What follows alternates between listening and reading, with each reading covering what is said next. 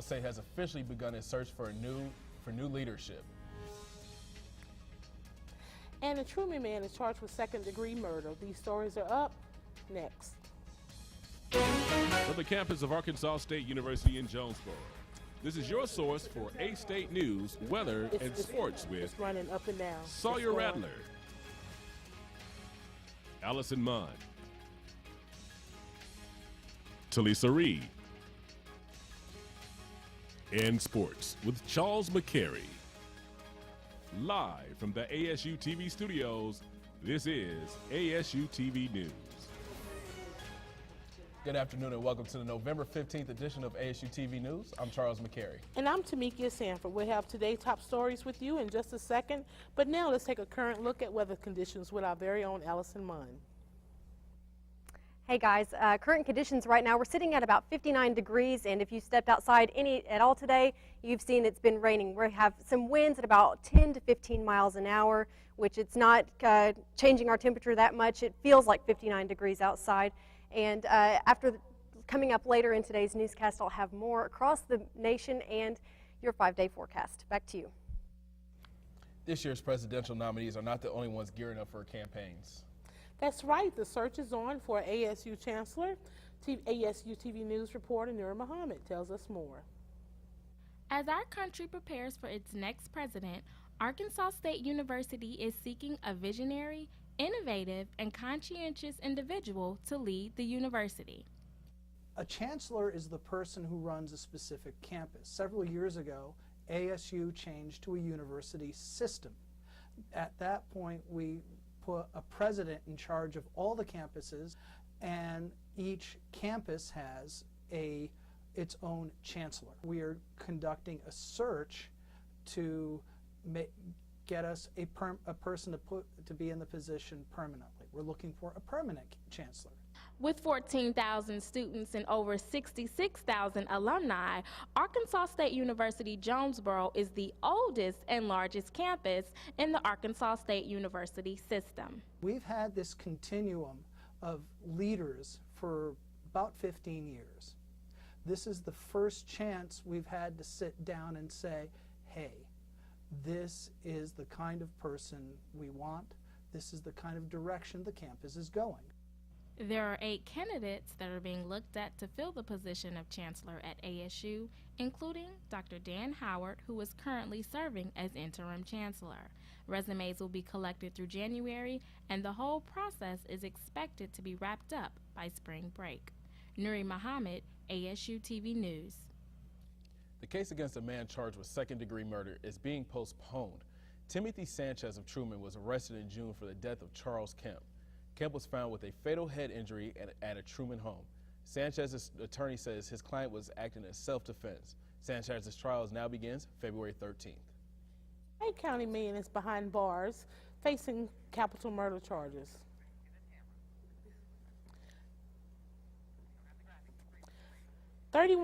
Thirty-one-year-old Derek Lynn Williams is accused of stabbing and killing Robbie Blagg. Blagg was found lying in a ditch with stab wounds but later died. Williams is behind bars this evening. A new recycling trash bin has been put into use recently on ASU's campus. ASU TV's Wen Wang tells us the new changes for the recycling program.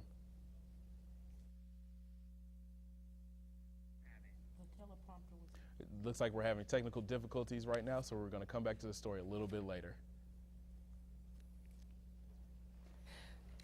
6 sorority members at the University of Southern Mississippi are on probation after dressing in blackface at an off-campus party last week. The women are all members of Phi Mu sorority. School officials say the group painted their faces and dressed up as members of the Huxtable family from the 1980s Cosby Show for the 80s theme party. The young ladies of the sorority admitted or acknowledged that they were unaware of the significance of this.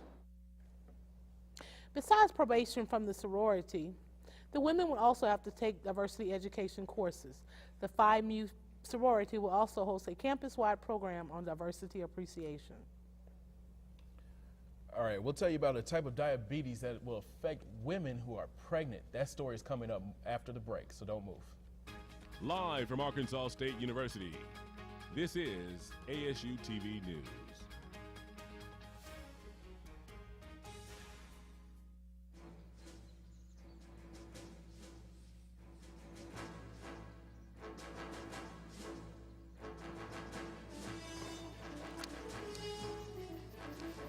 This is so cool, Dad.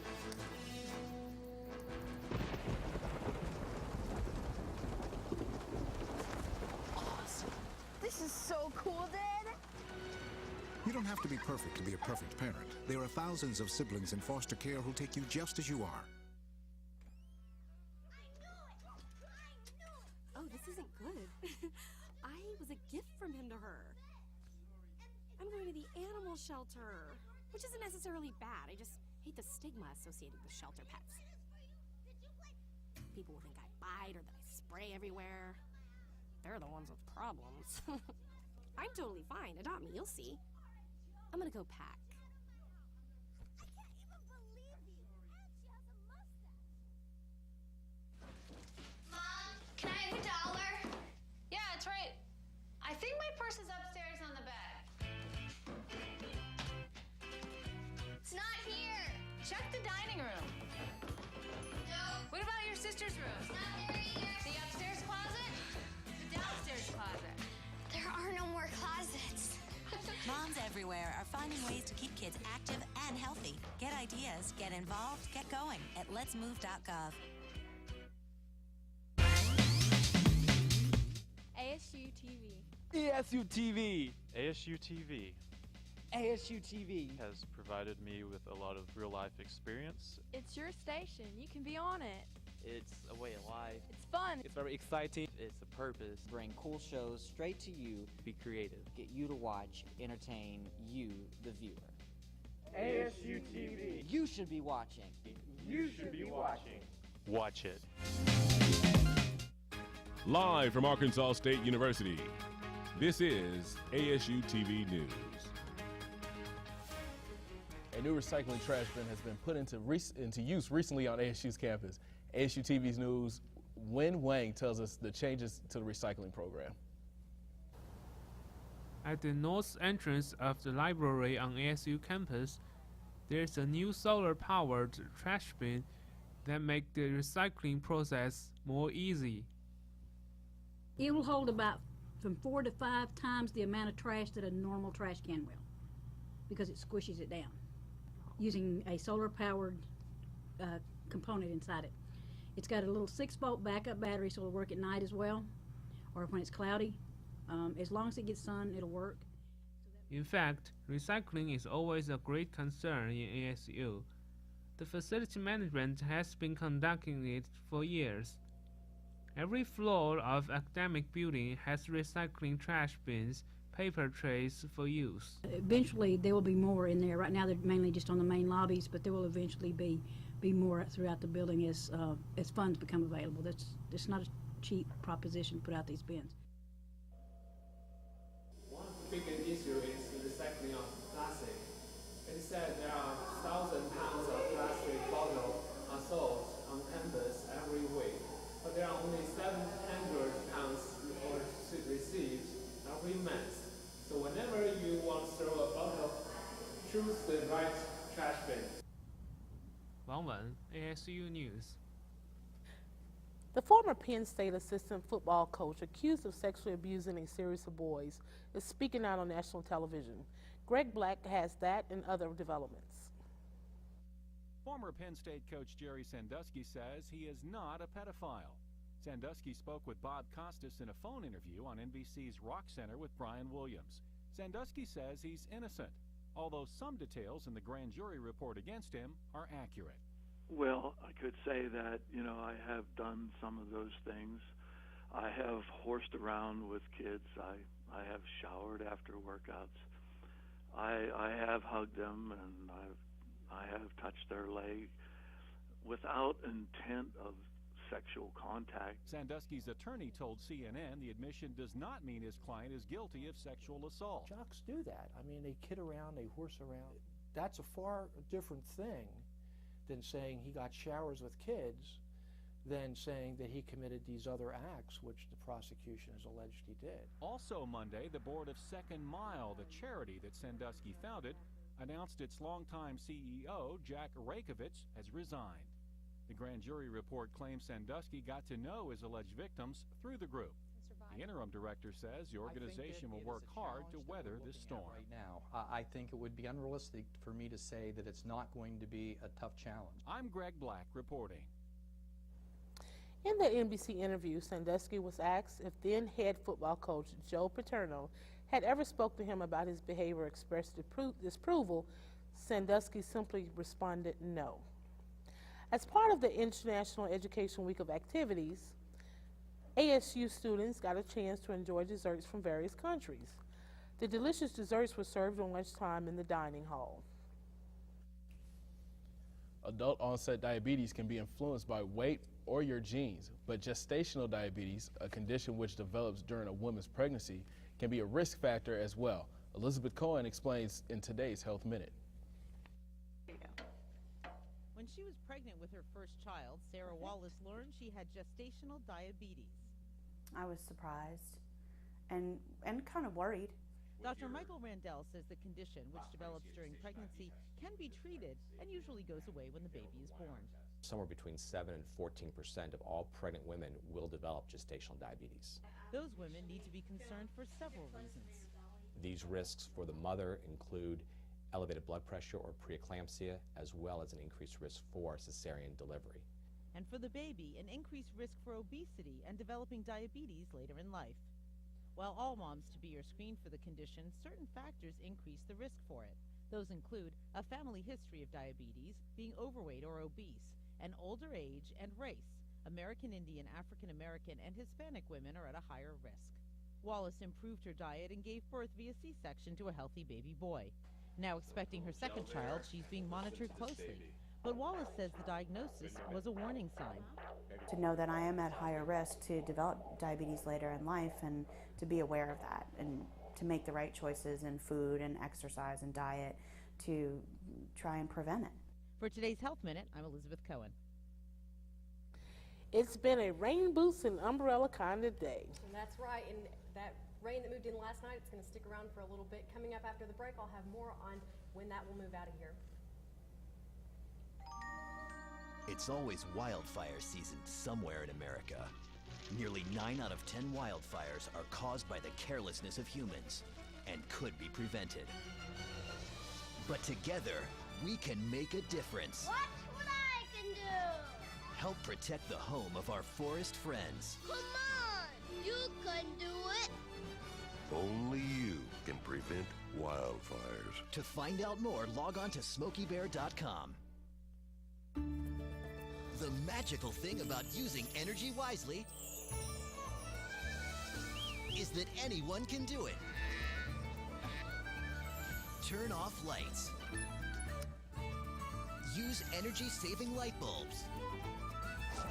And turn off computers and game systems when not in use. Make a change and we can really fly. Grab a grown-up and go online to energy.gov/kids.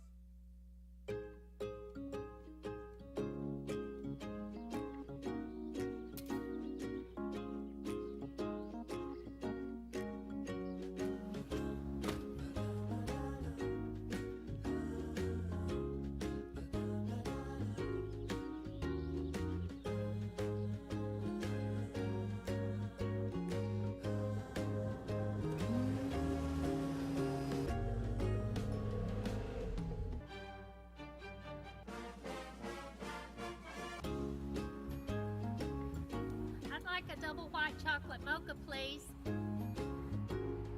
And add 1 milk.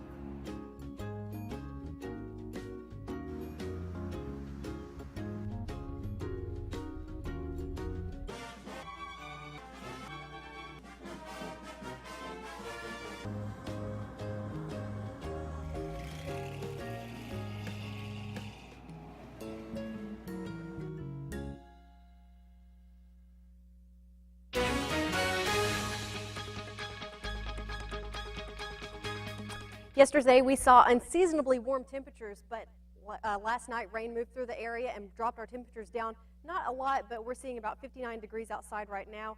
Average high is about 60, so we're about on par for this time of year. We're seeing rain across the area, and if we take a look at our radar, we can see that rain moving throughout Arkansas. And this rain is going to be sticking around for quite some time. All of this rain is just moving from the south up into the northeast. And if we take a look at our forecast, we can see that that rain that we're seeing right now comes with it with mild temperatures, but that is going to be moving off to the northeast. And after we get done with the rain and the mild temperatures, this cold, clear weather is going to be moving into northeast Arkansas. But after that, we're going to be seeing this system right here, this of snowstorms is going to be moving into our area, but whenever it gets to us, it's just going to be rain. So if we take a look at temps across the area, you can see that this mild weather that we're seeing here is showing in part in Chicago. They're sitting at about 60 degrees, which is what we're sitting at right now too. And the warmer temperatures along the eastern seaboard, see Atlanta sitting at 72 degrees, warmer down in Miami. But this cold front that we were talking about, 54 in Denver, that's going to be moving into northeast Arkansas. So if we take a look at tonight, we're going to be seeing, it's not going to drop down that much, 51 degrees, still going to see some rain, some winds are going to come through our area as well. And into tomorrow, we will be seeing temperatures aren't going to raise that much, only to 53 degrees, and it'll still be raining, but the rain is only going to be sticking around into the morning. But after that, we're going to have some gusty winds. So if we look at the 5-day forecast, we will see that those gusty winds are going to bring with it drop our overnight lows down quite a bit, from 51 tonight to 36 tomorrow. So you'll want to make sure and bundle up. And if we look at the rest of our 5-day forecast, on Thursday, it'll be sunny. The rain will move out of our area, and that'll stay with us until Friday as well. So we're seeing about 50, low 50s to upper 50s on Thursday and Friday, overnight lows in the mid-30s and mid-40s. And like I was showing you earlier on that map, on Saturday, that snowstorm in the northwest is going to be moving into our area. So we're going to be seeing that's going to change into rain when it gets to us with the warmer temperatures. It's going to raise our temperatures back up as well. And that's well, it looks like the Red Wolves are moving up in the rankings. And not only are they moving up in the rankings, and it seems they're getting closer and closer to capturing the Sun Belt Conference. That's right, and I'll have where the football team is now ranked when we come back after the break. All right, guys, we got to be smarter about what we bite on, okay? I want everyone to go outside. We're going to run Red Rover on 3. What about you, Tony? I'm going to run around in circles, flatten my arms, and make engine noises like this.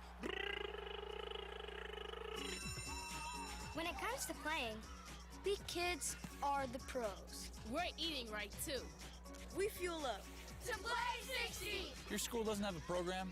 Be a leader. Start one. Click today and join the movement.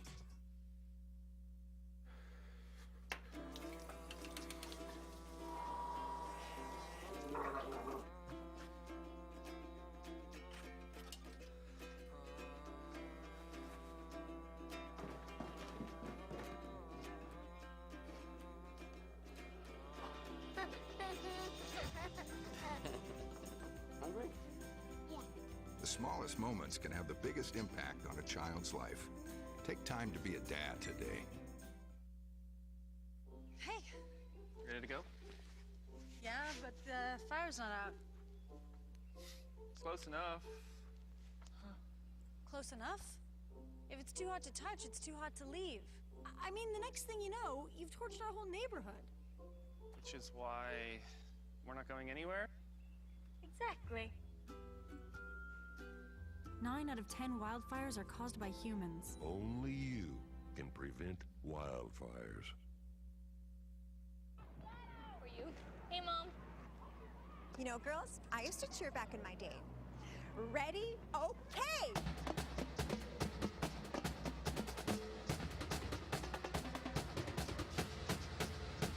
Go team! That was amazing, amazing, amazing. Mom, that was amazing. You don't have to be perfect to be a perfect parent. There are thousands of siblings in foster care who'll take you just as you are.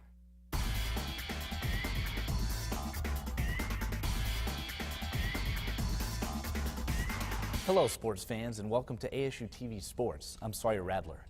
The ASU Red Wolf football team has continued to go up in the rankings. The Red Wolves are currently ranked 28th in the CBS Sports Top 120 rankings.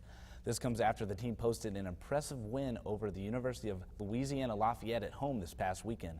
Coach Hugh Freeze spoke on what the atmosphere was like Saturday. The Red Wolves will be back in action this Saturday as they travel to Middle Tennessee State. Well, for those college basketball fans, today is an exciting day as ESPN is hosting its tip-off marathon, and that means 24 hours of straight college basketball games.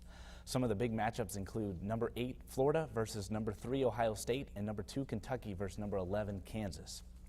And for those Red Wolf basketball fans, tonight the team opens its 2011 and 2012 home schedule against Missouri State.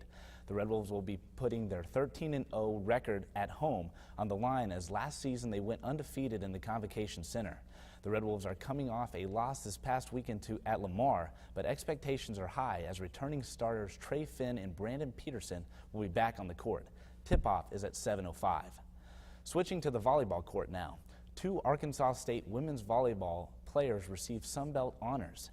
The league announced yesterday that Jasmine Terry and Megan Baska were voted the Sunbelt Conference Volleyball Player and Defensive Player of the Week. This came after the 2 led the Red Wolves to a 2-0 victory and their 3rd consecutive Sunbelt Conference Championship last week. The Red Wolves will resume play this week in the Sunbelt Conference Championship in Miami, Florida. ASU is seeded 3rd and will take on North Texas Thursday at 1:30 p.m. Now to the gridiron, where the undefeated Green Bay Packers took on the Minnesota Vikings. You can see Aaron Rodgers here getting ready for the game. We'll go to about 2 minutes in as Minnesota's punting, and Randall Cobb comes in and breaks the tackle there and is off. Not even close. Nobody can touch him. He is scoring an 80-yard punt return there and has a little celebration right there. And we'll move ahead to about 5 minutes left in the first. Rodgers takes the snap and looks for Greg Jennings, who he finds up the middle, and he scores a 24-yard touchdown. We'll skip ahead to the second half as Rodgers takes the snap again and throws it to Jordy Nelson, who again breaks the tackle and jumps in to score the touchdown, making the score 17-0. And he has a little fun celebrating with the fans there. Now, toward the end of the game, Rodgers takes the snap, and he's in a bit of a mix there. He looks, and finds Nelson again in the back of the end zone to score that touchdown. The Green Bay Packers went on to win the game 45-7 and remain undefeated, the only NFL team to be undefeated as of now. We'll be back after the break for more ASU news.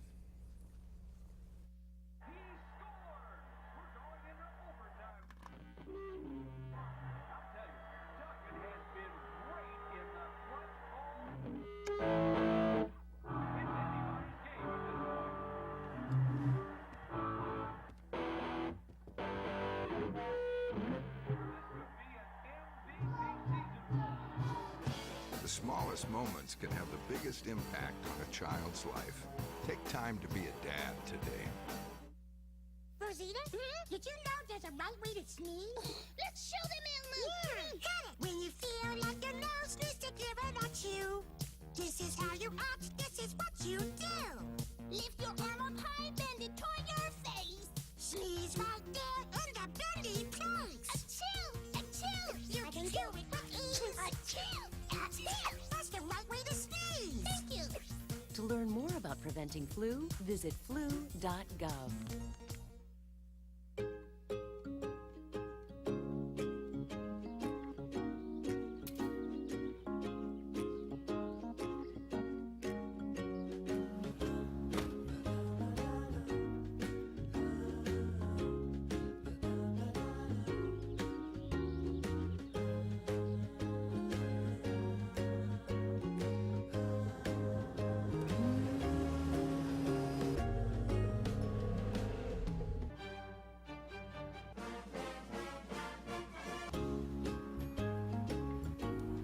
A double white chocolate mocha, please. And add 1 milk.